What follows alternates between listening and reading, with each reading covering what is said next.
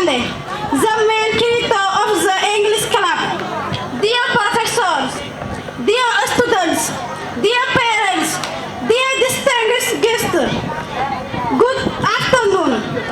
It is with great pleasure that I from of you as we are celebrating our culture even in our school. I intervene as the queen of the club. My intervention is linked to the basis of education.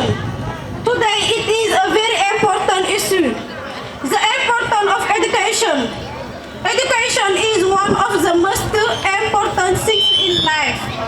It gives people knowledge, skills, and opportunities for a better future. With education, people can get good jobs, earn money, and live a comfortable life.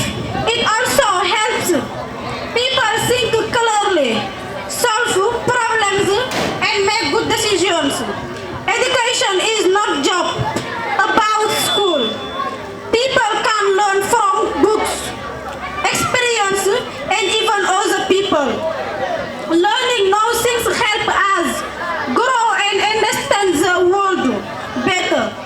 It also teaches us important values like kindness, respect, and hard work. Without education, life can be more difficult. People may struggle to find jobs or understand important things like health and money. That's why everyone should try to learn as much as can. Even after finishing school, learning should never stop. Education opens doors to success and a better life. So, keep learning or never stop growing. Thank you.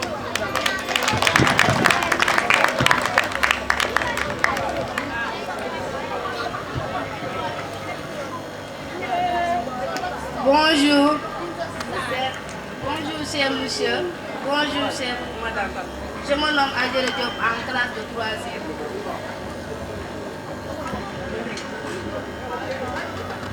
L'importance de l'éducation. L'éducation est l'une des choses les plus importantes de la vie.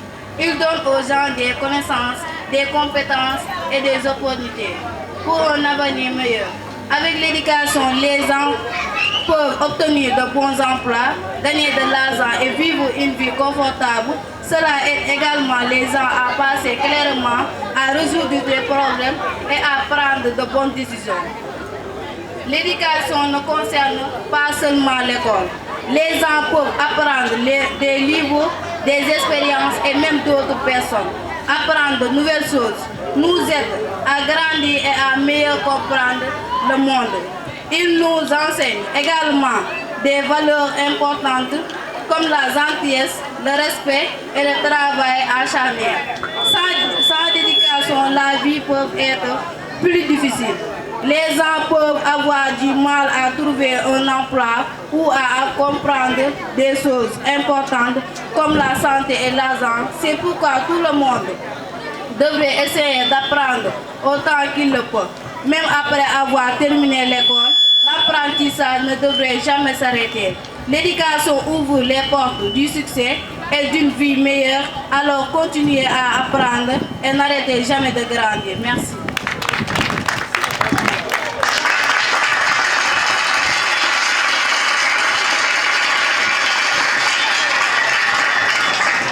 Bonjour, je m'appelle Fatima Ba, élève en classe de 3e. Aujourd'hui, je suis là pour traduire l'anglais et le français en wolof de l'importance de l'éducation. L'éducation dafa bokk ci njëriñu xale yi maanaam l'importance de l'éducation dafa bokk ci loo xam bu ñàkkoon suñu dund gi du baax. L'éducation mooy permettre nga jàng ba am liggéey mën a jàppale sa yaay jàppale sa papa. L'éducation moo lay permettre foo taxaw nit ñi jox la respect kenn du la suufee parce que am nga tuuti expérience au niveau de l'école. L'éducation dafay jàppale nit ci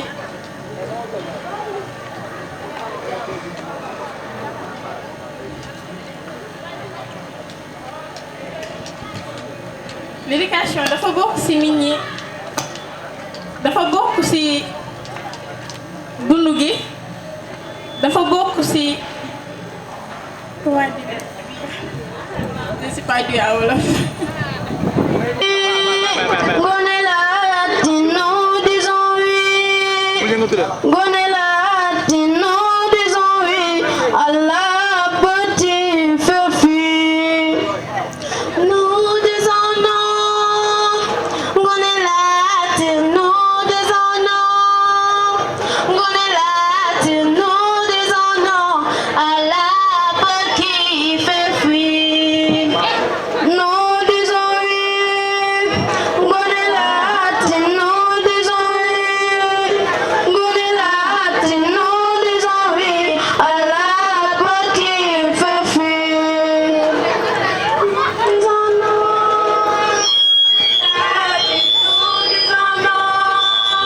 Gone latino disons non. À la petite fille. Nous disons oui. Gone latino disons oui. Gone latino disons oui. À la petite fille. Askanu Sénégal gi ñu ngi leen di nuyu si di leen wax bàyyi si jàmm. Assalaamu aleykum. Askanu Sénégal gi ñu ngi leen di nuyu si di leen wax bàyyi si jàmm. Assalaamu aleykum. Askanu Sénégal gi ñu ngi leen di nuyu si di leen wax bàyyi si jàmm. Assalaamu aleykum. Askanu Sénégal gi ñu ngi leen di nuyu si di leen wax bàyyi si jàmm. Assalaamu aleykum. Ñun ndaw ñi kontaan nañ si yéen. Gàcce ngalama suñuy waajur ak suñuy nit. Askanu Sénégal gi ñu ngi leen di nuyu si di leen wax bàyyi si jàmm. Assalaamu aleykum. Askanu Sénégal gi ñu ngi leen di nuyu si di leen wax bàyyi si jàmm. Assalaamu aleykum. Ñun ndaw ñi kontaan nañ si yéen. Gàcce ngalama suñuy waajur ak suñuy njiit. Askanu Sénégal gi ñu ngi leen di nuyu si di leen wax bàyyi si jàmm. Assalaamu aleykum. Askanu Sénégal gi ñu ngi leen di nuyu si di leen wax bàyyi si jàmm. Assalaamu aleykum.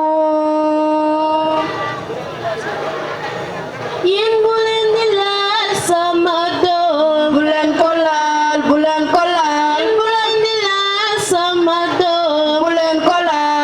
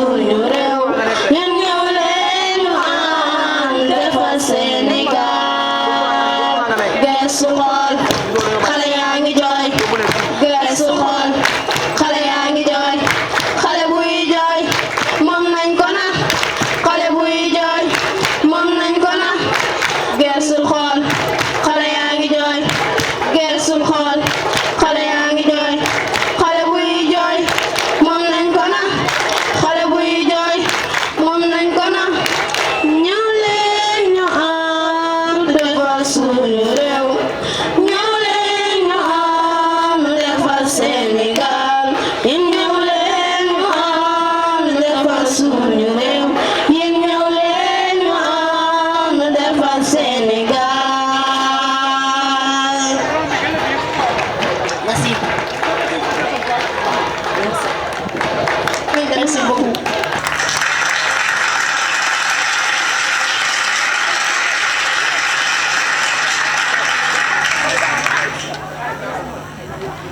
Allez-y, vous pouvez commencer. Monsieur le chef de l'établissement de groupe scolaire Serigne Babacar Sy Massaly, Monsieur le parrain, Mesdames et Messieurs et le personnel de Serigne Babacar Sy Massaly, chers parents d'élèves, camarades élèves, honorables invités, à vos rangs et qualités, trouvez à l'entame de mon propos les salutations les plus cordiales. Auguste Assemblée, nous sommes réunis aujourd'hui comme à l'accoutumée pour communier dans la ferveur avec toute la famille du groupe scolaire Serigne Babacar Sy dans le cadre de ses activités culturelles. En effet, il me plaît de rappeler que le FOSCO est remplacé par le GOSCO. Ainsi, il faut entendre par gouvernement scolaire une nouvelle forme d'organisation de la vie scolaire mise sur pied pour asseoir la culture, la paix, la réussite, l'éducation, à la citoyenneté, aux droits humains, à la démocratie et à la communauté éducative de la manière démocratique et responsable. Bref, il a pour finalité d'éduquer et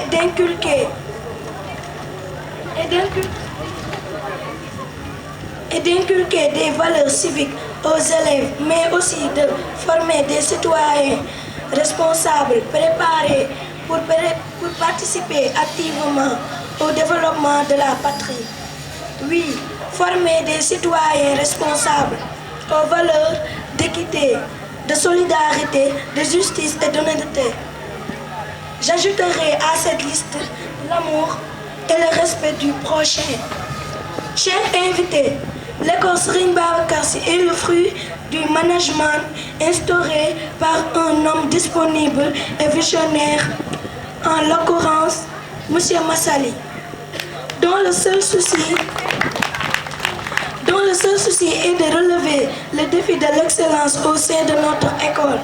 Sachez, nous, élèves de Serigne Babacar Sy, vous décernons une mention spéciale pour votre engagement et votre détermination.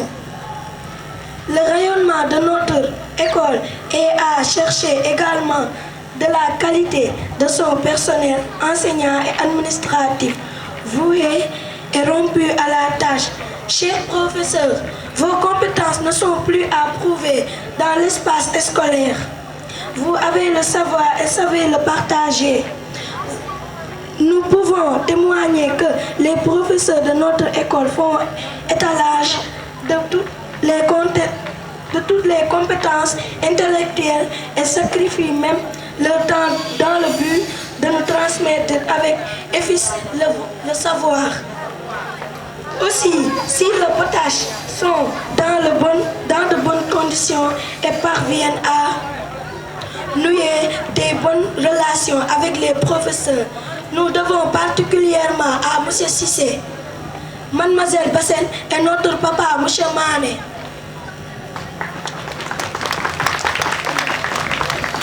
Les élèves par ma voix à l'unanimité apprécient à juste valeur votre disponibilité, votre ouverture et bienveillance.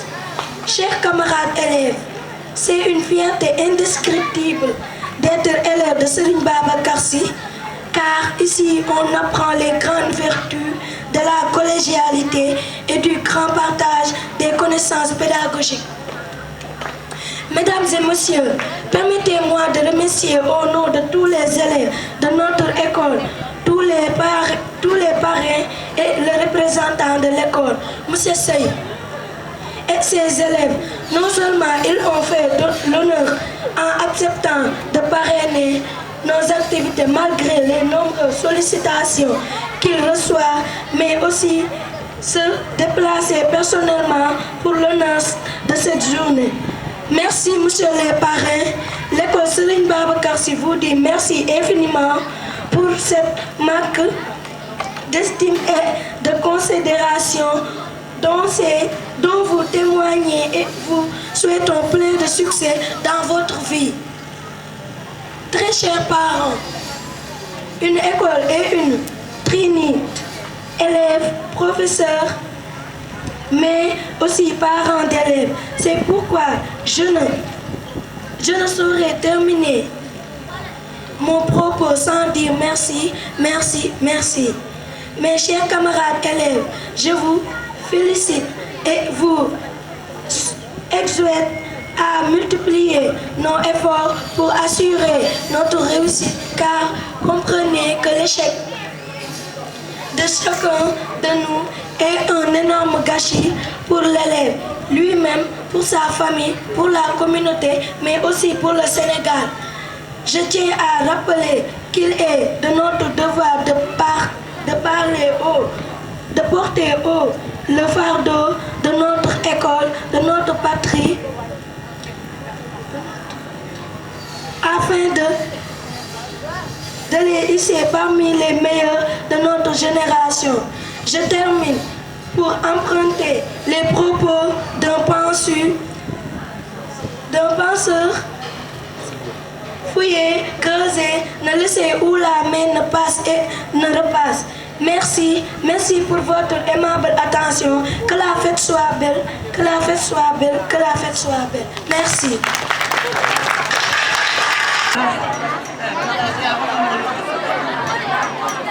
wax na ma ko mais man papa damay jàng. damay jàng jàngu la. ma jàng lii de tey may nga lay de ma aw ma caaxaan yooyu de damay wax naa ko benn kan la am benn wax laay wax jeex na. papa man damay jàng bu ma jàng ba nekk classe terminale ngeen bëgg yàq sama jàng di ma may boo leen may bàyyi leen ba ma pare bac bi su ma daggee bac ba pare boo leen yóbboo ngeen may mais pour l'instant man damay jàng. ah bàyyi ko rek. yow ba nga waree tekki tekki woo ma ne ko si ba nga waree tekki tekki woo dina la taay rek waaye dina sëy de sama. déedéet li jaay. da ngay sëy sax xaar su ma paree ñu ko Baye Ndiaye mu ñëw ñu tax sëy bi benn yoon maanaam caaxaan yooyu ne ma ci benn kàddu naan kër gi maa fi doxal maa ngi kii maa ngi doxal da ngay sëy incha allah da ngay sëy aw ma caaxaan bi.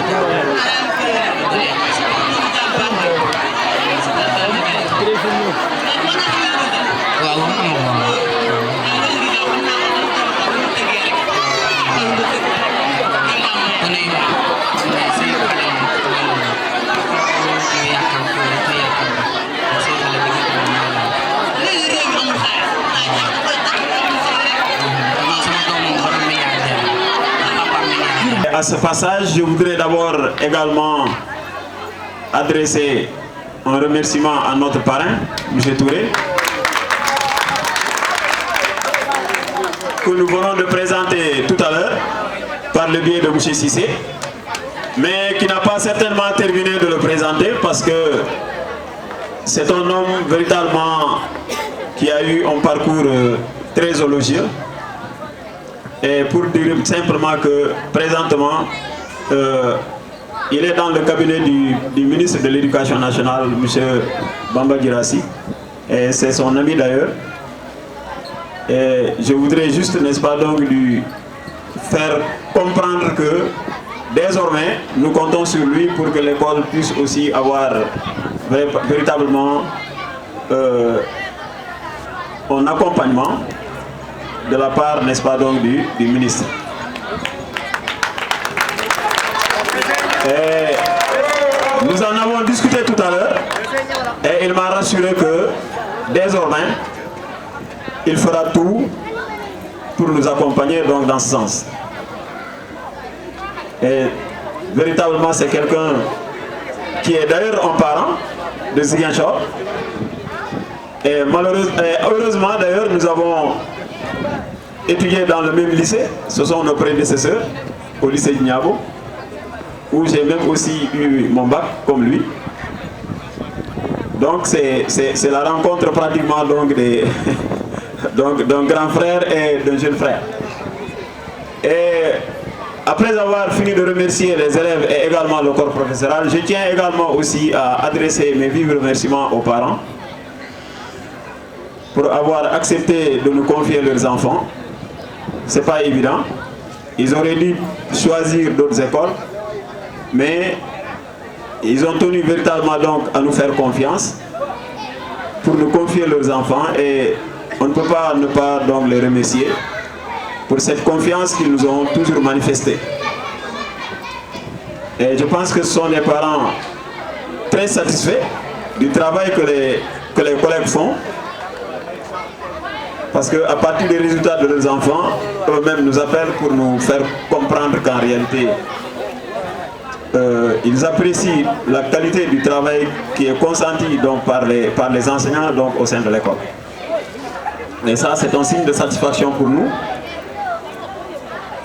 Et pour également aussi dire que aujourd'hui nous sommes à notre fête de l'année. Mais je pense que c'est une fête que nous allons, après l'année prochaine, en début d'année scolaire, continuer et terminer. Parce que nous serons obligés d'accorder des prix de fin d'année, n'est-ce pas, donc aux meilleurs élèves de l'école. Et ça sera, je tiens à le préciser, ça sera en début d'année scolaire prochaine, si Dieu nous trouve ici, c'est-à-dire au mois d'octobre. Les prix que nous allons attribuer tout de suite, ce sont des prix qui seront alloués aux meilleurs élèves de l'école pour le premier semestre. Et presque ils ont travaillé d'arrache-pied pour en arriver à ce niveau. Presque pendant une semaine, ils ne dorment presque pas. Et les élèves pendant presque un mois, chaque jour, dans les après-midi, le soir, ils sont là en train de répéter pour venir véritablement donc nous proposer de bonnes prestations. Et c'est ce qui a valu aujourd'hui que les prestations auxquelles nous avons assisté ont été d'une très grande qualité et ce n'est pas encore fini. Donc je tiens encore une fois à vous remercier et remercier également les enseignants qui ont eu à accompagner donc, ces élèves, plus particulièrement M. Cissé, les deux M. Cissé, et Yolande et Madame Bodian. Et qui encore? Voilà, M. Djedjou, M. Biaï, Madame Gom, Madame John, pratiquement tout le corps enseignant, n'est-ce pas, donc, a mis donc, la main donc, dans la pâte, n'est-ce pas, pour en arriver véritablement donc, à ce jour. Mais il y a également aussi M. Sonko hein, et M. Diouf et également le grand professeur d'anglais, hein, monsieur Kandé, donc qui a tenu également aussi à encadrer les élèves, n'est-ce pas, dans la cellule d'anglais. Voilà, donc pour ne pas trop tirer en longueur, dama bëggoon wax ni rek parents d'élèves yi ñu ngi leen di gërëm di leen sant di leen féddale suñ coloré di leen xamal ni incha allah kóolute bi nga xam ne moom ngeen am ci ñun dinañ ci dox guddi ak bëccëg parce que réussite xale yi mooy suñu réussite te fii boo leen xoolee résultat yi nga xam ne moom la ñu tax fii ci kaw wone nañ ne fii caaxaan nekku fii liggéey moo fi nekk donc élèves yi moo tax ma leen doon gërëm sànq parce que enseignant tamit ak noo bëgg liggéey mais boo dajaloo ak xale boo xam ne moom tamit bëgg na résultat du am te xale yi tamit vraiment ñu ngi leen di gërëm di leen sant ci ñu nanguwee jàng xam ni ëllëg képp ku jàngul doo doon dara ci société ak loo mënta def jàng moo ci war a jiitu donc moo tax ñu ngi leen di ñaax ngeen gën a góorgóorlu bañ a fooyee seen jàng ak parents d'élèves yi tamit yéen a ñu mën a jàppale parce que xale bu jàngee école bu ñibbee parent bi moo ko war a jàppale ci leçon yi nga xam ne moom la war a jàngee kër gi mais am na parents d'élèves yu bëri yoo xam ne élève bu wàccee école sànni na kayam kii ci ëllëg si la élève bi du wuraat kayam pour mën a demaat école parce que élève bu mënul jàng école leçon kër ga c'est parce que souvent parent d'élève parent moo ko ci jàppale woon donc ñu ngi leen di ñaax encore une fois ngeen jàppale ñu ci loolu élèves yi bu ñu ñibbee kër ga fexe leen bu ngoon jotee nga ne ko jàngal sa leçon balaa ngay tëdd mais boo buggee topp xale ci bëgg-bëggam ci bànneexam bu wàccee école di daw ci quartier biir wala di seetaan télé ba heure tëdd du jàng leçon bu ëllëgee bu demaatee école lu mu jàngoon yëpp du ko amal benn njëriñ donc ñu ngi leen di ñaax encore une fois ngeen jàppale ñu ci côté boobu ñu ngi leen gërëm encore une fois di leen sant di leen wax ni donc fête bi tàmbali na depuis jeudi mu ngi continuer fii ba ngoon te incha allah ñu ngi ñaan fête bi jeex ci jàmm ku nekk ñibbi ci këram ci jàmm donc encore une fois je vous remercie et la fête continue. Merci encore une fois. Merci monsieur le directeur.